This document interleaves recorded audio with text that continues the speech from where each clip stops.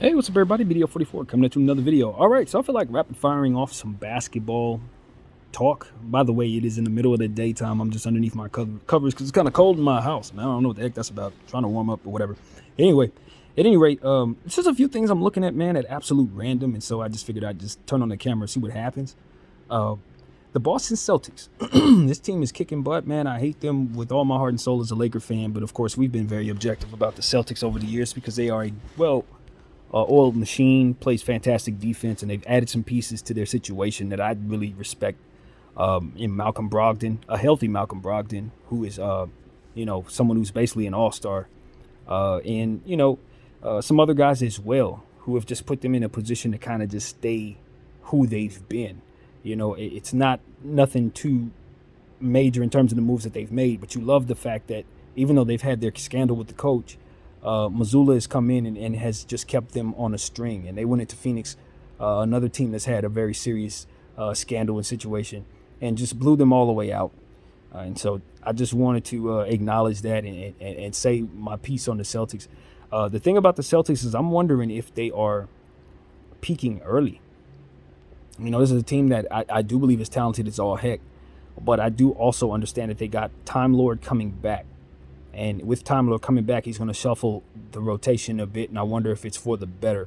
Given the fact that how they're spreading the floor and things of that nature, I just wonder if that's going to change things. But ultimately, if they plug him in properly and allow him to come back and get his conditioning together, I'm pretty dang certain that he's going to be a problem by the playoffs, as he always is. So this is a team that doesn't really have a whole lot of holes. But the thing about this team, I guess, is because we've watched them grow up, is that I don't fear them. Maybe that's like a bad guise. Maybe that's like a something that you should not necessarily hang your hat on. But their core, Tatum, Smart, and Brown, we've essentially seen run every year for the past 7 years. Now, could they get over the hump? They could. But have I ever looked at them as a core that could actually win a championship without adding another piece? Nah, I never did look at them like that.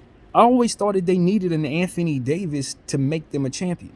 So now that we've seen Jason Tatum turn into basically a version of that himself, Jaylen Brown looks fantastic. He's well on his way to another All-Star appearance.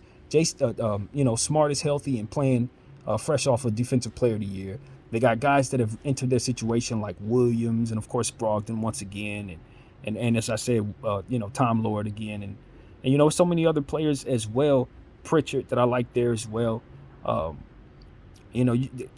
Al Horford, you can't go without mentioning him. And I like what Blake Griffin is doing in their rotation in the short term as well. So you look at them and say they're a good team, but like, I just don't fear them, man. Like, for example, as a Laker fan, if for some reason the Lakers retool properly and we come in there with a good, solid team led by LeBron James and this version of Anthony Davis, I expect to beat the Celtics.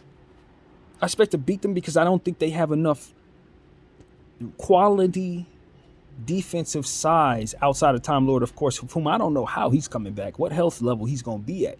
But this version of the Boston Celtics, Anthony Davis is going to be able to match a lot of what Jason Tatum's trying to throw at you if he's playing at this level. And I look at guys like Marcus Smart. All right, we don't have answers for that, so clearly we'd have to make a trade to get better if we want to start talking about being on that level. But I'm just talking about the sheer level of the core itself. Just the top three players versus their top three players. I don't fear the Celtics as a Laker fan. I do not. I don't fear them. Because I know, even though Jason Tatum's an amazing player, he ain't better than Anthony Davis on his best day. Jason Tatum on his best day is not better than Anthony Davis on his best day. He's not. And that's something that they're up there, though. They're both at a level that's far beyond. You know what I'm saying? I'm not sitting up here saying that you should be comparing anybody just random to these two players. These are two of the top 10 players in my mind. But, for me, it's like, nah, when Anthony Davis is playing like street clothes and he's not himself, when he's played like he's played these last 3 years with the Lakers, nah, Jason Tatum's a better player. Nobody's going to argue that. But the Anthony Davis that he's been for the last 10 games, it just changes my mind in regards to my confidence level about the three players where everything's revolving around. So we need to retool as Laker fans so that we can even, again, start talking like this. But at the same time, it's like, That's what it's really about. When you get to that level, the playoffs, the finals, what have you, the complimentary guys can be important, but they had better have been worked into your equation as important pieces already. Don't expect them to come in and play outside of themselves and win you a championship. You're going to need them to have been already like Wiggins, you know what I'm saying, working into the equation like GP2 was, in order for them to have that type of impact in the finals like that without being a part of that core. You're going to want your core initially to be the ones that push you forward. And so core for core, as I look at the Celtics and everybody saying, oh, they're the best team in the league, and I totally agree. I just think that when they get to the playoffs, they're going to be mortal again. They're going to be mortal. And that's what they end up showing us. You know, Jason Tatum is a fantastic player, but I have to see him turn into that guy in a Celtics uniform before I actually believe it. I just don't believe it. And call me absolutely out of my mind, but I do believe, and this is deep and it's weird, but I do believe his Laker fandom connection thing just always made it so that he has a natural born disconnect to the franchise that he's a part of. Now, I know nobody sees it that way. He's played for the Celtics whole career, already been to the finals, this, that, and the third, but he has a connection to Kobe. And that connection always has him looking at the Celtics a certain way inherently. And I'm telling you, that don't rub off. If you're a Laker fan, you don't put on the Celtics uniform and feel good about yourself. You don't. It takes a long time to get to that point unless you're wired like Paul Pierce. As to which, you know, he built his whole career there, man. He never left there. So that's a different vibe. But, like, maybe Jason Tatum's on that path, too. Maybe I'm just talking Mobo Jumbo as a Laker fan. But as a Laker fan, I'm telling you, it's deep. We don't mess with the Celtics like that. So when he went to the Celtics, it was like, oh, you know he wanted to go to the Lakers, right? You know he was hoping the Lakers would pass on Lonzo. He'd come here. And he ended up with the Celtics. And as a Laker fan, there's nothing worse than that in our lives. Truthfully, it's nothing worse than that. But I don't speak for Jason Tatum, man. He's his own man. He's grown close to the Celtics. Obviously, he is only played there. He loves there, I'm sure. Blah, blah, blah, yakety smackety. We'll see what happens in free agency. That's all I got to say. I don't know, for beyond the shadow of a doubt, that he's going to finish his career in Boston. I just don't. Maybe that's the hater in me speaking, but I don't see it. That man ain't no Celtic. He been a Celtic his whole career, but he ain't no Celtic because of his connection to Kobe. And I'm telling y'all this. I know this in my soul. I can feel it. Kobe hated y'all, even though he respected the Celtics. Just like myself and Magic and all the Lakers that ever put on a uniform, including LeBron right now, we hate the Celtics very much. And that's another reason why I like LeBron. I'm going to segue away from Jason Tatum and all that other stuff I'm talking about that don't really hold actual weight. I'm just talking. But the LeBron situation, I'm really proud of LeBron and how he's approached these last 5 games, man, since we've been calling him out, since we've been really cussing him out. I think he's really played well. And in the midst of all of this stuff with the Lakers kind of dropping games since AD went out and the, kind of forced way that we're kind of approaching this situation where we're basically saying, hey, it's AD's team. I like how he's handled it. I don't think it's the easiest thing in the world. I know that this is not comfortable. But at the same time, it's like, we ask you to make sacrifices to not shoot as much. We ask him to pass the rock, We ask him to only shoot when he's hot, that kind of thing, and to look for other opportunities to get other guys involved, play a little more on the defensive end, look to rebound more. He's done all of that, man. He's done all of it. The last game, he had 17 big rebounds for our basketball team. And this is somebody who's dealing with a foot injury, that's rolled ankle, all kinds of stuff. We talk about so much about what makes us unhappy and guys that don't do things we want to see them do and guys not coming through for us. But this is one of them times where I said, this is what I want to see from the King. You know what I mean? Just like I said in the bubble, when I was very proud of how he approached the bubble and ultimately kept his head down and focused. That's the focus I've been seeing from him in the last 3 games or so. And it's not like he's doing things super perfect. It's just that he's intent, just like the rest of the roster, on approaching the weaknesses or the deficiency, so to speak, and having intent on overcoming those. And I see him, and I say this the right way, I think, fighting himself to work out a certain habits that come naturally to him that don't really help the team, that maybe he could get away with on other squads. So he's buying into what Coach Ham is selling. He's taking the challenge from Laker Nation and all the brunt of all the punishment and the circumstances as they are. And I do believe, I am a firm believer in, if you do things like this, you sacrifice, and you follow the lead of others who have sacrificed, like Russell Westbrook, you're going to find yourself in a position to be happy with how things play out for you. I don't know what that looks like. Obviously, we're hoping to get to the playoffs and do damage. But I believe the Lakers are going to be so much better of a team because of what LeBron James is doing right now in trying to be intent on just scaling it back a little bit and allowing Anthony Davis to take over and helping the team in areas that maybe are just natural holes for our roster. So, yeah, man, he's been the ultimate pro for us, the ultimate compliment to what we need him to be. And I hope that that is a good compliment to LeBron James, because it's definitely something we're really happy about here in LA, man.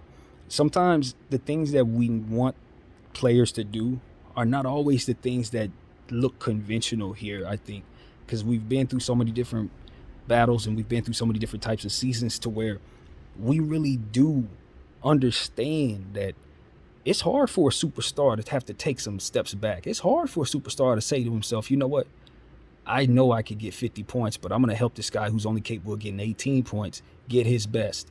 And maybe we don't win because of it, but at least I see the fruit in developing this guy. And hopefully he can start believing in himself so we can reach him up to a 21-point guy. You know what I mean? And that stuff will make it so that he's able to have a better team around him so that he can start getting the props that he deserves for being the great player that he's always been.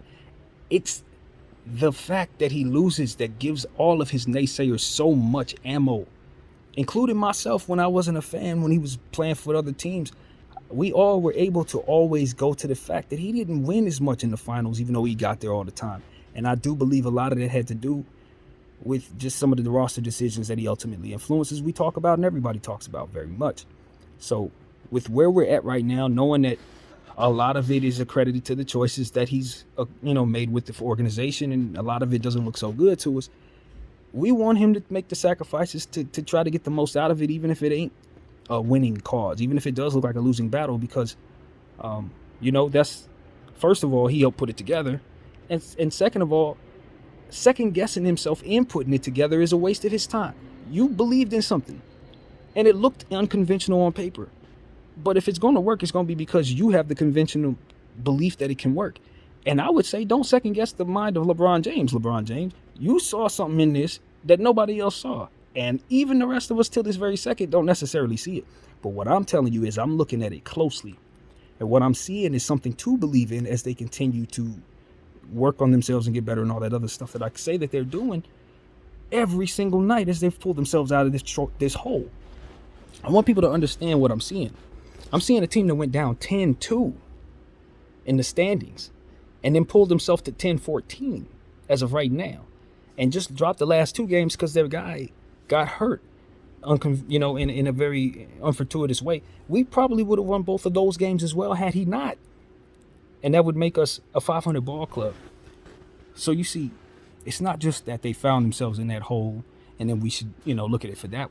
It's how fast they pulled themselves out of that hole and against whom they were able to do it.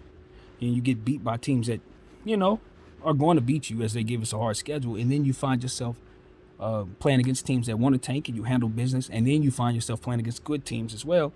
And you find a way to win a big game on the road. And then another game on the road where your big guy goes off for 55 and 17. So it's like we're finding ourselves in winning situations. We've made losing mistakes, and I think we are able to identify what they are.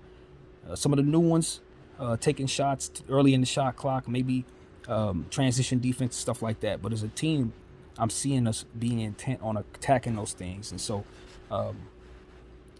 we have something here. Maybe it's not a Cinderella story, but what I'm thinking is that it has the makings of being something like that if these guys all buy in, and ultimately the Lakers make a trade to make us a little better. So that's what I'm saying, man. I'm very happy with LeBron James over the last several games and his intent on just doing what he has to do to work on himself for the betterment of the roster, and playing through these injuries, man, playing through them and bullying through, having played more minutes than any other person who's ever played the game. 20 years for somebody who's had more minutes from game to game than any other person. So his 20 years is probably more like 30. And I want people to really think about that. So that's what it is, man. I haven't always been happy with Bron, but There's always balance here, man. When someone's doing good, we don't deprave them of the truth. Just like I said, when I was bashing his name and calling for him to make some changes, I can say that in the same breath right here when I'm saying he's done the things I want to see him do. And I just hope to see him continue to do those things because they really do make us happy as Laker fans. And I think it's going to help us win, too. So that's what I want to say about that, man. To segue away from my team, we could talk about some other teams as well. I think hearing about John Wall and the Clippers are interested in trading John Wall potentially. Not because he's not playing well, he actually is, from what I understand. He's not shooting well from behind the arc, and maybe they want to move on because of that. So, if as it's been told, I look at it and I say that's not probably the move I would want to make. Why? Because the Clippers have always had issues with cohesive play and having point guards who can create plays for others. You got one of the best on the planet. And the thing about John Wall is he's coming back from injury, which means if there are no setbacks, which there really hasn't been, then he's only going to get in better shape. So whatever level you're selling him at now, unless you're convinced there's going to be a setback that sends him the other direction, at that price, he's probably okay to hold on to. You're probably going to see a better John Wall near the trade deadline than you see right now this week, that kind of thing. So he's just going to get in better and better shape. And with a guy that has hyper genetics, so to speak, as it pertains to him being faster than just most humans, when he gets in better shape, he's still going to be able to blow past people. So it's one of those situations where it's like, I would hold off on giving up on John Wall. It's the risk for him to head back down another direction there. I think it is when you consider the type of injuries he's already had. But when you also consider the genetics, you think it's a good possibility that if he has some good years strung together, that he can maybe turn this thing into like Derrick Rose has done and just kind of get some good years going and just be a nice role player that helps you. And given that he does things naturally defensively and offensively, I think he could be even more effective than Derrick in some ways in terms of making other players better and keeping guys on the string defensively. So I would hold off on giving up on John Wall when you consider what his natural strengths are. Because if you're a team that wants to get out in transition, if you're a team that wants to put points on the board at the free throw line, if you're a team, as I say, that likes to have inertia on the rim, sort of like we have with Russell Westbrook here, then John Wall is somebody you probably want to invest in his conditioning because, yeah, he's not looking his best right now. You give him a year to work out and just not have no injuries, and he's going to be speeding past everybody like the old him again. So I'm not saying that his athleticism is going to fully return. I'm not going to say that he's going to be the old John Wall, but I do believe that, like Derrick Rose, he can keep up probably 5-6 more years of career with no problem. So long as there's no setbacks. So I don't think the Clippers should let him go. I think the Clippers have long needed a point guard since they let go of Chris Paul, and letting go somebody like John Wall under these circumstances is just not the right. That's the wrong call unless you're changing your entire timeline around. Now that is another conversation because then you're talking about trading Kawhi and Paul, and so I'm not a Clipper fan. I'm not, I don't have a skin in the game, so I don't feel any way about that. But if I were a Clipper fan, that would be something that I would have been talking about every day, probably for the last 2 years. So that's just how real my opinion is in regards to the Clippers. I don't see any fruit in keeping that together, and it's a worse situation than people give it credit for. We talk about the Nets, we talk about the Lakers. We don't talk about the Clippers in regards to how they mortgage their future and now they don't have everything they need to be good enough. I think the reason why is because they have a better overall supporting cast in both of those teams. So it gives you the guys that they could actually still compete. But I don't know that they can unless they make some trades and unless they get Kawhi Leonard back playing the way that he's capable of playing. He hit a game winner in his first game back, which continues to lend itself to my theory that he's never really actually hurt, man. I keep telling y'all, when he comes back, he does amazing things and then sits out for a month. I'm over the charade personally, but, as he continues to show people he's that great, it's sort of like the AD effect. He may be streets closed for 30 games out of the year, but the rest of them games, he may literally be the best player on the floor. So AD actually helps Kawhi's value in that regard, because now you see an AD come back. So it's like, well, you can make that same argument for Kawhi, because we know Kawhi's one of them dudes too. He's a top 10 guy when he's right. So if AD's coming back after 2 years of not being himself and going crazy, you see it over there in Miami with Kyle Lowry as well. He's having a fantastic season, even though nobody knows it. It's like, all right, guys are making comebacks. Guys are showing that they have resurgence. Russell Westbrook as well. So giving up on a guy like that, or giving up on John Wall, it might be a little. You might want to think about it. If the Clippers have two of those guys in Kawhi and John Wall, Kawhi you have less patience with. But John Wall, it's like, I don't see any downside in holding on to him. It's not like he's eating any of your cap. It's not like you getting rid of him means that you have another guy down there that's making plays for your team. You don't. So don't do that. Simply put, don't trade him. I keep telling the Clippers in my mind, they trade Reggie Jackson, bro. He has all the value in the world. Reggie Jackson's the guy who could go to Washington right now and average 18 points a game, no problem, start, and be just fantastic for that team. He would resurge his entire career with a role like that. And he's playing in a Clipper team that's kind of pretending to be a contender, but it's not actually really a contender. So it's like, what is he actually doing there, man? And that's how everybody really is playing on that Clippers. It's like, what are they really doing there? Morris. Yeah, is he a player who can help a contender? Yes. Are the Clippers a real contender? No. So it's one of those situations where it's like, I think the Clippers are going to eventually understand that they are sellers, unless Kawhi is in the beginning of coming back and staying back. Because if that's the case, then we could scrap that conversation. But if he goes back out with an injury, or if this turns into another situation like that, this just further reinforces the truth that they should have been blowing this thing up a long time ago, man. So that's how I look at the Clippers. Their timeline is it's not real. They're not a real contender. They just believe themselves to be. But they make the right trade. Who knows? I know Ayton doesn't want to be in Phoenix. We've heard conversations about that and how bad they played yesterday against the Celtics, as we talked about. And I think somebody should make a play for Ayton if they don't mind the contract. I don't know if I love the contract given how he's playing, but I also understand that he's kind of uninspired, I guess. And he's one of the best conditioned athletes in the game at his position. So I never worry about Ayton, really. I always think of him as somebody who's going to do his part if he's happy. He's going to play well, and he's going to play a lot. And he's going to be durable if he just doesn't get in his own way and get himself suspended for 20 games. So these type of things that you look at it with Ayton and say, okay, if I'm the Clippers, I can move some pieces around and then reset my situation with Ayton, keep Paul George on my team and still be contending. Not contending, but, a playoff team, and keep my timeline intact, move on from Kawhi Leonard, send him up to Phoenix or whatever, and then have myself a situation. And if I'm Phoenix, you telling me I can get Kawhi Leonard for a player that don't really want to be here and free up a hell of a lot of cap space in that same breath? Yeah, you wanted to bring KD to the situation. KD, Kawhi, close enough. So if I'm the Clippers, I'm thinking about retooling if I don't want to throw it all away. I like Paul George, even though he misses a lot of games too. You at least can count on him to be an all-star when he's out there.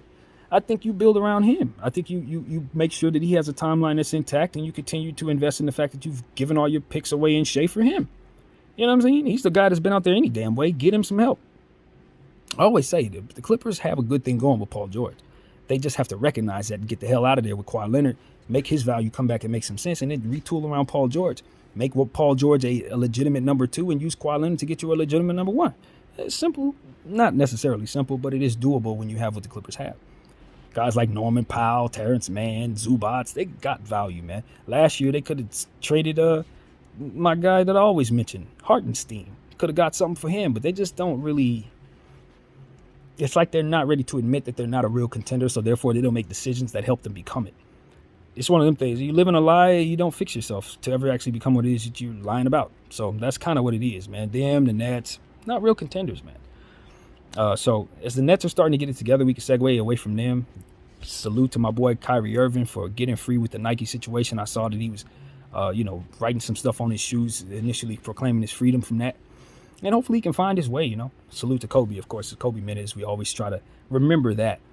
Kyrie's boy. But, it's one of them situations where it's like, I look at Kyrie the way he's playing. I'm like, all right, some of that stuff is blown by. He's playing crazy, shooting the ball like a madman. He had 4 blocks in the last game.